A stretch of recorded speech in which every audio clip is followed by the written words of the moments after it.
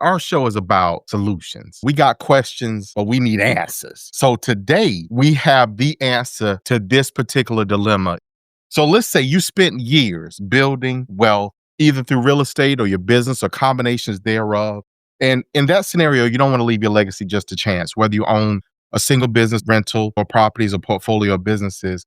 What happens next should not be by, or is oftentimes not by design, it's by default. And we want to fix that. So today's episode is all about protecting what you built and ensuring it benefits the next generation on your turn.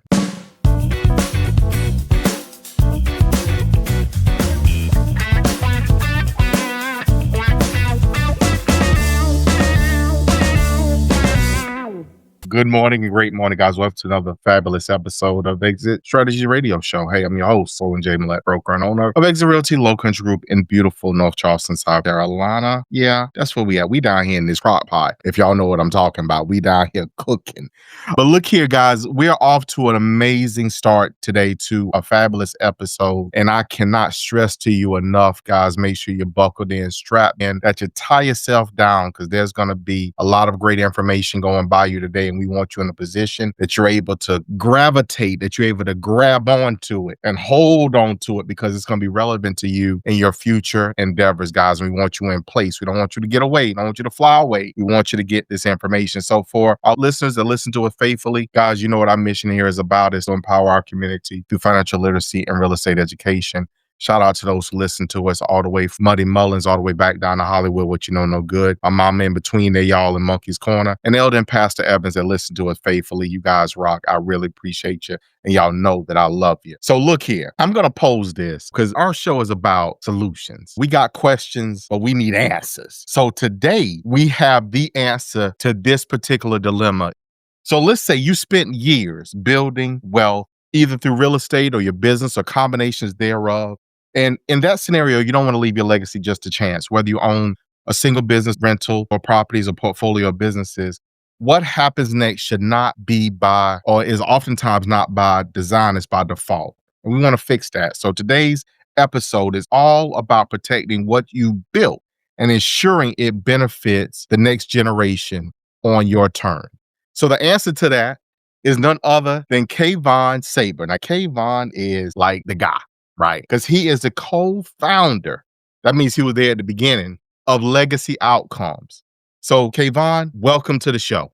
Corwyn, so glad to be here. Thank you for having me. Well, you're quite welcome, quite welcome. Now, look here. I'm a big fan, advocate of people, telling their own story, their own narrative. I may have my version, but look here, your version is best because you know it better than anyone. So if you don't mind, Kevon, give us that high-level overview of who you are and what you do. Absolutely. So Corwyn, I'm 45. When I was about 20, I went through a really powerful spiritual transformation that made me ask a question. The question was, how do I make the biggest possible difference with all of the blessings that I've had in this life? And I thought it would be entrepreneurship because as an entrepreneur, I could influence people. I could generate wealth that I can use to help the least of these, right? I can affect a culture inside of a company. I can make an impact on customers, solving whatever problem I think needs to be solved, whatever problem I don't think other people are solving. And so I built and scaled and sometimes sold businesses. And it was 2017. So I guess that's 7 years ago. I had an opportunity to restart a medical technology company that was the first low-cost method to catch vision diseases in children. Vision diseases affect 1 in 5 kids in the US. It's the most common disabling condition. And if you're not seeing well, you're not learning well. Mm-hmm. If you're not learning well, it affects your whole life, including your income, right? And so I did that for 5 years, and it was absolutely motivating, fulfilling to get these calls from moms and dads and doctors saying, you saved my kid's sight, or in some cases, you saved his life because eye cancer will spread from the eye to the brain, right? Mm-hmm. I did that for 5 years. It was incredibly fulfilling, like I said. And one thing was really obvious. My health was negatively being affected. My marriage was going the wrong direction. And I just wasn't as close to my kids as I wanted to. So I took a sabbatical and just spent the next 6 months reading, reflecting, working on those 3 areas: health, marriage, and my family, my kids. And then I decided, well, I don't really know yet what I want to do. I haven't found that next big challenge, that next big hill I want to climb. And so I began just investing, sitting on boards of businesses and nonprofits. I'm on the board still of a glazing company in Southern California called Denali, like the mountain, Denali.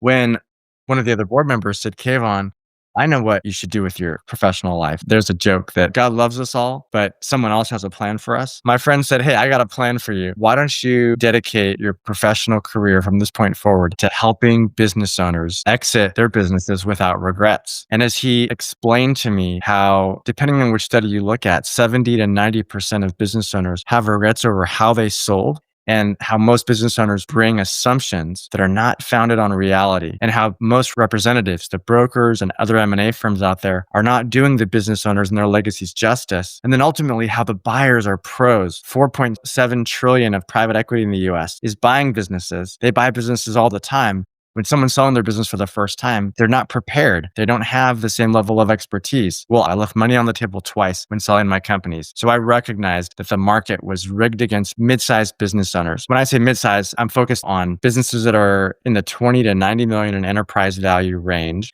But this market being rigged against business owners also applies to smaller businesses.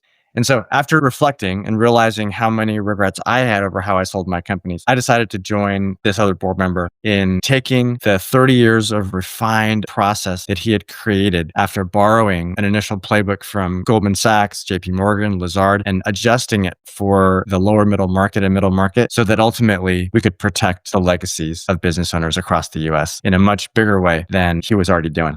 So Kevon, thank you for that. So I want you to get back to just a basic, but then accelerate this conversation very quickly, because I want you to M&A. Some people know what it is, some people don't. But if you could define that, and then let's go much quicker, further along to discuss how that plays out in today's world. Yeah. So mergers and acquisitions, right, is simply the market of buying and selling companies. Of course, there are family offices that are buying companies, private equity firms, strategic buyers, or corporations that are going to buy a company that has some sort of synergy with their existing business. If the businesses are about equal in size, whether that's enterprise value or revenue or employees, we're more likely to call it a merger. Where one company is a lot bigger than the other, we're typically going to call it an acquisition. So mergers and acquisitions are basically the changing of ownership of at least one, if not multiple companies. So why should someone start planning this now? Oftentimes people start a particular endeavor and they don't think about what they want at the end, what do they want this to look like, et cetera. So why should people start early in that process? Well, you want to start early because you don't have time, right, to start late. If you try to do it at the last minute, you end up suffering. Either your valuation suffers, your terms suffer, your sanity suffers, or your team or culture suffer. Usually most of those will suffer if you wait till the last minute. At the end of the day, right, most of the same investments that are going to make your business successful before you sell it, I'm talking about an A+ management team, very clear and defined responsibilities, documented processes, high margins, repeatable revenue from customers that can imagine either living if they're people or doing business if they're companies operating without your solution. Those are the same things that a buyer cares about when they're buying your company. But they're also the same things that make your business an enjoyable experience for you and your team, and ultimately enables your business to grow at the rate you want it to grow. So I'd say the first reason is you don't have time to do it at the last minute. The second is you're going to suffer if you don't start early. And the third is you're going to have a much better experience that fulfills your reasons for starting the business if you start early. Let's take a short break. You served your country with pride. Now it's time someone serves you. At Country Boy Homes, we believe every veteran deserves a safe, beautiful, and affordable place to call home. We proudly offer VA loan-friendly, manufactured and modular homes built with integrity, quality, and your family in mind. Whether you're retiring to the peaceful low country or starting fresh with your family, we're here to build the future you've earned. Give us a call today, 843-574-8979. Country Boy Homes, built to honor, built to last. So you kind of touched on this earlier when you made a statement that the system, quote unquote, is rigged, or potentially. I'll say potentially, but if you don't mind, let's go deeper into that. I mean, do you feel, believe, and what supports that belief, if it is or isn't, that it's rigged against smaller business owners or mid-sized business owners? Yeah, I'll give you a few different angles on that. The first one is the stat I mentioned earlier. Depending on which study you look at, 70 to 90% of business owners have regrets over how they sold. And so if the proportion of business owners who are unhappy about how they sold is that high, that tells you there's something that is not serving them in the market. When you look at every 100 business owners who try to sell, 60 don't even get an offer, right? 40 will get an offer. And the number is going to vary a little bit if we're talking about a $15 million enterprise value business versus a $40 million enterprise value business versus a $90 million enterprise value. But I want to average out the numbers just to keep it simple. So for every 100 business owners that don't sell, 60 don't get an offer, 40 get an offer, but only 19 of those will actually close, meaning about half of the signed letters of intent that sellers sign don't actually materialize into a deal that has cash go in the bank. There's a lot of reasons for that. We can cover them if you want to. Of those 19 businesses who actually do transact, out of the 100, depending on which part of the market you're talking about, 1, 2, or 3 will sell at the high end of the valuation. So 19 will sell, some of those at the midpoint, and only 1 to 3 of those at the high end. I don't know about you, but I don't like leaving money on the table. And when the stats are that bad, I think it's fair to say that it's rigged. It ultimately comes down, though, to those 3 things I mentioned earlier. Sellers have untested assumptions. Their representation, usually brokers or M&A firms, are bringing knives to gunfights with the buyers. And thirdly, buyers have an incredible set of tactics and maneuvers to outsmart the sellers who are doing this for the first time. So thank you for that, because that definitely gave some insight and leads me to probably a few other questions. Because ultimately, what I'm seeing is, or hearing is, that because it wasn't planned far enough in advance, now at the critical moment of we need to do something, we have a situation scenario which is, well, if you need to do something that desperately, then I'm gonna give you this low ball off, and they're kind of stuck or caught with that. Now, you also mentioned in there the difference between, well, you said they're bringing a knife to a gunfight, which I appreciate that analogy. So, question for you, the advantage of bringing someone to the table early. So, your company, what you guys do, you operate as a team versus a singular person. You guys are a team that handles this. So, how does that allow your outcomes to differ? And that's a good play on your company and their legacy outcome. How does that allow the outcomes to differ for those business owners? Yeah, you nailed it, Corwyn. Let's talk about that specific example you gave, a single business broker compared to a full M&A team.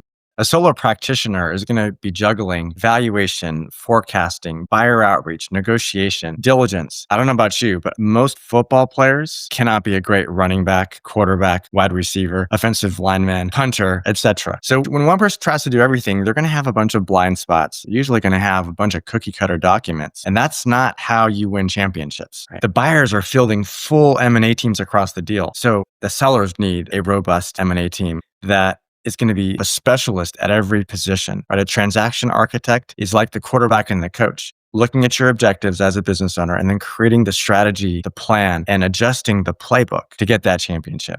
Think about, we have buyer experts that are specifically looking at earnings calls, the annual reports, the communications between PE general partners and their limited partner investors, and then finding the small handful of unicorn buyers who will pay the most for your business because it's a transformational and an indispensable part of their strategy. We have valuation specialists that are looking at the strategic, operational, and financial building blocks of your business to see the positioning opportunities that those unicorns, again, can't imagine operating without. And so specialization sharpens every play, driving the peak outcome that you deserve as a business owner.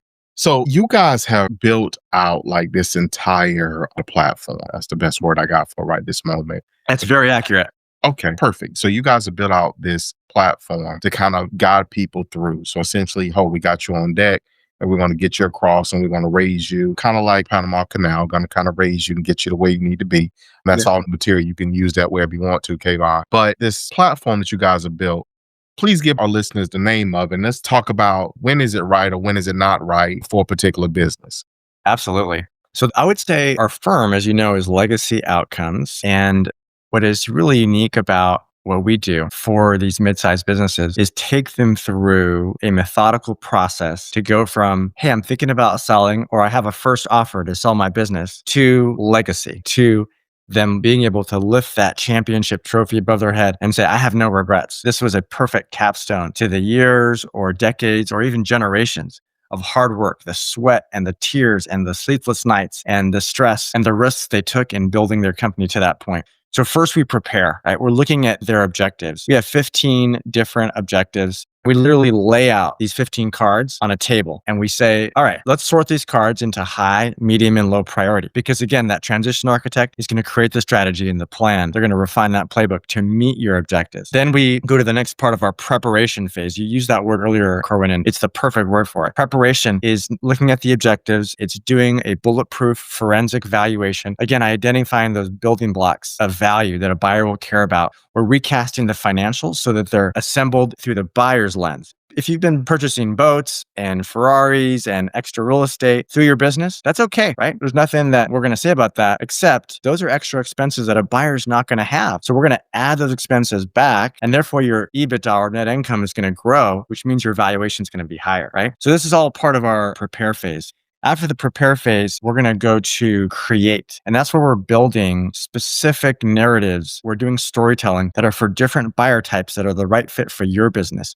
We're selling a medical distributor right now, and we are creating one story for search funds, one story for private equity buyers, and one story for strategic buyers. Each buyer cares about something different. So the storytelling and the financials, the assumptions in those financials are going to be different, right? We want them to look at it and say, wow, this is exactly what we need. Or wow, we don't have to do a lot more work because the legacy team already did so much. Not, oh my gosh, I don't see how this is relevant. Delete that email, right? The buyers are going to build their own story if you don't give them one. So let's give them a good one. The other thing I say about this is we don't just present the business, right? We craft what it could be in the hands of the buyer. The next stage is attract. This is where our positioning specialists are taking those building blocks that were already identified that are uniquely positioned for each of the buyers and describing to the buyer in a summary form, this is why you should look deeper at the business. This business that you could buy unlocks massive value for you.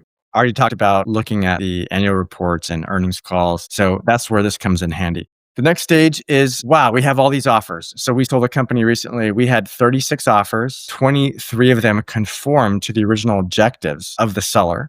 We need to evaluate those, all the terms, and then what is the probability that each of these buyers is going to actually close? What is their track record? Do they end up retrading the sellers halfway through the transaction? For example, hey, we're going to offer you $35 million, but after we got you into a contract where you're not going to be talking to any other buyers, we're going to discount that by 30%.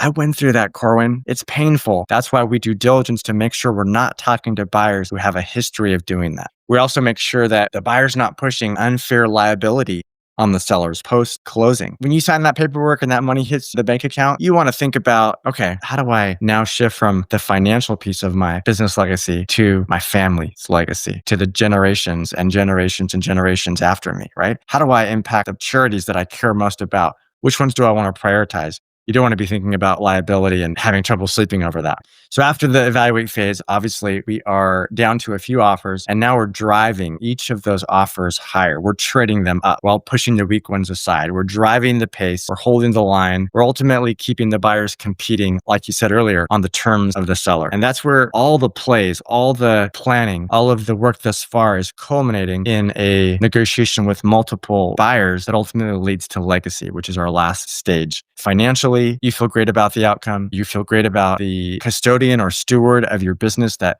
are now taking care of your employees and the career ladders that they have. And you feel great about your reputation because you know that that buyer is not going to do something that's going to hurt the customers or anybody else.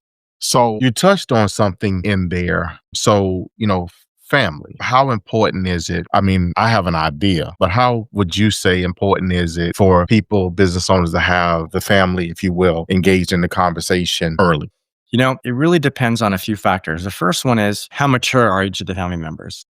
Okay. I got relatives that are mature and I have relatives that are not mature. And I don't need any clowns in this parade. And so the second question is, what role do these family members have in the business? Are they co-owners? Are they employees? Or are they just people who might get a check someday because my wealth is no longer totally locked up or mostly locked up in the business, and now it's actually in my bank account, available for real estate investing or donations or otherwise. And so if you have family members who are owners, let's say that, let me give you an example. You got a husband and wife who are co-owners. They've been building this thing for 30 years. You know what? We're going to sit them both down, separate rooms, and ask them about their objectives. And in all of our key meetings after that, we're going to have both of them. So it really depends on the situation.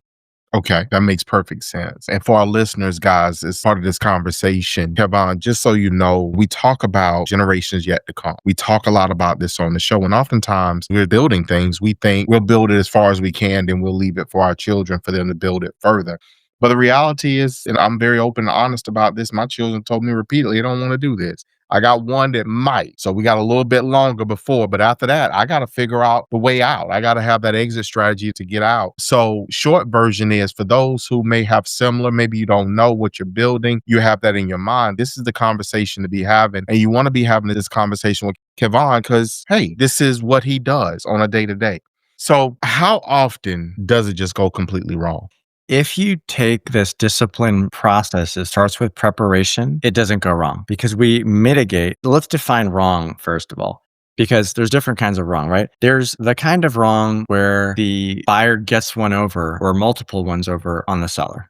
There's the kind of wrong where the seller doesn't really know what their objectives are, and therefore they can't decide between the various offers, and eventually the buyers will walk, right? There's the kind of wrong where your competition finds out that you're selling, and they come in and steal your customers, poach your employees, talk to your vendors who end up tightening terms on you. Those are common ways that it goes wrong when you don't take a disciplined process. So with our disciplined process, we've never had it go wrong. 97% of the companies that we've tried to sell, we've sold. There are some times where things were out of our control, such as when those kids ended up fighting over the business and dad didn't have the heart to step in and say, no, y'all can't handle this. I'm selling. Well, in that particular case, the business went from $24 million in enterprise value down to $7 million in enterprise value over the next few years. So you can be sure that everybody had regrets in that situation. So yeah, it doesn't go wrong on the things you can control if you take the disciplined process. We've refined this process over 30 years to mitigate the different risks. Now, if you don't take a disciplined process, depending on how large your business is, you have a 70 to 90% probability things are going to go wrong because your assumptions are not validated and those buyers are fierce. That's interesting. And I literally had the vision of, how the disputes, as we see that in other areas in real estate where the interfamily dispute ruins a situation or what have you. So, Kevon, I want to take this as an opportunity here. Where can people reach you? Where can people find out more about your company? Where can people connect to ask questions? And those who are so inclined with it, can they connect with you so you can help them? Thank you so much, Corwyn. LegacyOutcomes.com is our website. There they can find various field notes on everything we've talked about today. What are the different seller objectives? What are those deadly seller assumptions? What is the path to regrets actually look like? How do I avoid that? What is the seller's power path? How do I think about M&A team selection, like an individual broker versus a whole M&A team? So we have a field note on all those topics and many more. I'm also on Twitter at Kevon Saber and on LinkedIn at Kevon Saber as well. Kevon, like Kevin with an O, Saber, like Saber Cat. I love it. So for our listeners, guys, look, our question really for today was, what do I want to be remembered for and how do I protect that now? And Kevon Saber, Legacy Outcomes, their solution, their answer to that question. So Kevon, in closing, what advice do you have for all of our listeners today? Do you want me to stick up to M&A or do you want me to go broader than that? Go broader than that. All right. So what I'd say is that we all have one life to live. We only get to trade our hours for something, right? Life is sort of like a buffet table. Our stomach can only fit so much. And so I would just say, be intentional. What do you really want? And go after that. Wow. I like that. That's profound. So Kevon, thank you so much for being on the show with us today. I appreciate you taking time out of your busy schedule to be a part of the Exit Strategies radio show family. Really appreciate it. Thanks for having me, and thanks for all the ways that you support entrepreneurs and investors across the country. Well, thank you. So for our listeners, guys, look, y'all know what it is. Y'all know how I feel. Y'all know what I say. I put the two of those things together and I give it to you this way, which is to tell you that I love you. I love you. I love you. And we're going to see you guys out there in those streets.